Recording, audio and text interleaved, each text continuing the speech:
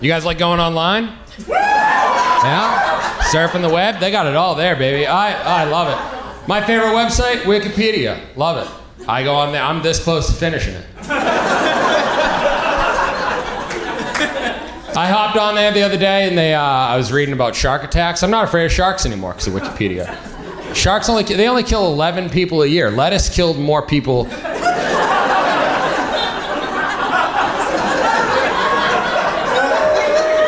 Lettuce killed more people than sharks last year, and they don't get their own week on the Food Network. The fun thing about shark attack statistics is they'll tell you how many were provoked versus not provoked, which is just a fun way of saying they deserved it.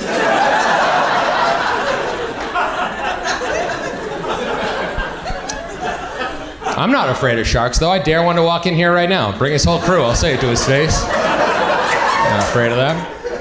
Tell you what I am afraid of, though, is hippos. They kill 4,000 people a year, and we treat them like a bunch of neon overeating dickheads. I get why they're lashing out. I get why they're upset. Here's the fucked up thing about hippos. They kill 4,000 people a year, and they're vegetarians. Which means they're just hunting us for sport. Have you ever seen a vegan break a horse's neck? No. That'd be a very off-brand message. Sometimes I go online and people are nasty to me. You believe that? Little old me. What'd I ever do? They say nasty things to me. I have to block them. I have to go, you don't get access to the good stuff anymore. Sometimes they get upset. They lash out. They find new ways to reach me. I had a fella who recently sent me a calendar invite to suck his dick.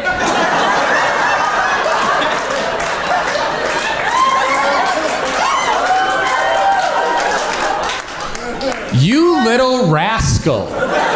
Bringing that to my doorstep. I knew exactly what I had to do.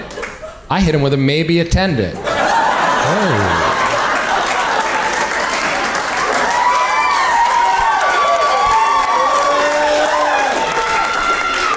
He's gonna have to look over his shoulder the rest of his life.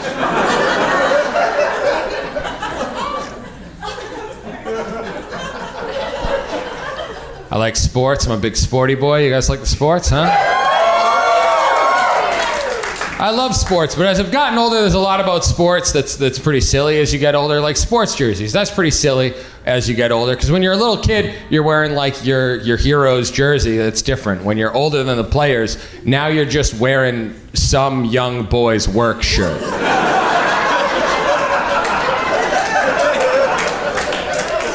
You don't know that boy. Why are you wearing his work clothes? It's strange. We go into a store, we go, hello, good sir, I'll take that young boy's work shirt. What do I have going on tonight? Glad you asked. I'm going to dress up like this athletic young boy that I admire. The one that I watch on the TV. I'm going to show up at his job. I'm going to show up at his place of business. Cosplaying as him. What am I going to do while he works his shift? Well, I'm going to get hammered. I'm going to get shit-faced. Barely going to be able to stand by the end of his shift. And then I'm going to tell all the boys who work at the baseball factory in the other city what disgusting little pigs I think they are. So me and my dad have something to talk about.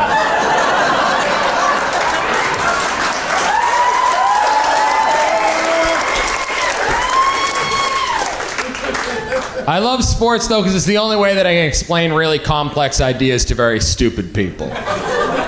And I'm not saying all sports fans are dumb. I'm saying all dumb people are sports fans. You feel me? It's my Rosetta Stone for morons, so it's great.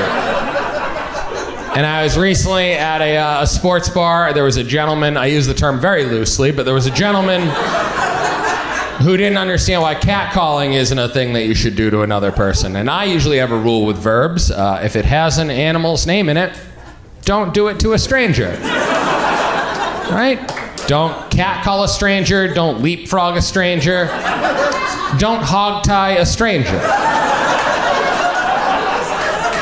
It's a very good rule. It's never once betrayed me. But this jabroni at the end of the bar, he's got the audacity to question the rule. And he goes, oh, if a woman's dressed like that, she wants attention. Very stupid thing for this fella to say. And I scan him up and down. I see he's got his little football shirt on of his favorite little quarterback boy. And I did what I thought I was supposed to do. I grabbed him by his jersey and I threw him to the ground. And when he got up, he's white hot. He's mad. He goes, what the hell was that for? I go, well, with the way that you were dressed.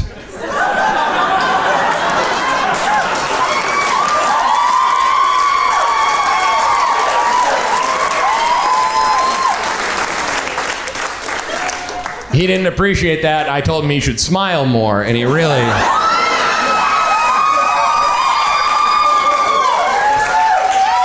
He didn't like that. Any of you guys sluts? Oh. Whoa. If you're pro slut, make some noise. Hey.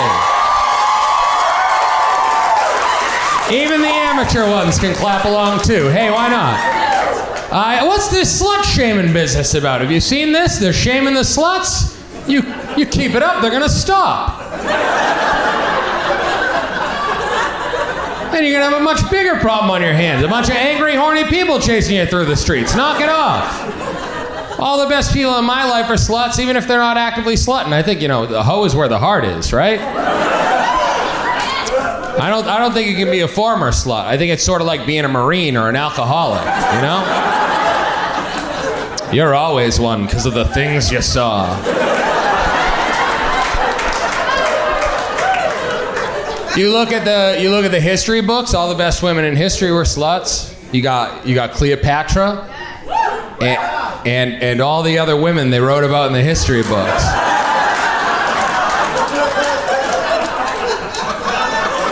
Some people will say Nancy Reagan now, and listen, I bet that lady sucked a lot of dick. I don't believe she sucked it well. I don't believe she sucked it well for a second. I think if we saw game footage of Nancy Reagan, it'd be like watching Bob Cousy play basketball. Where you'd just be like, she couldn't keep up with today's game.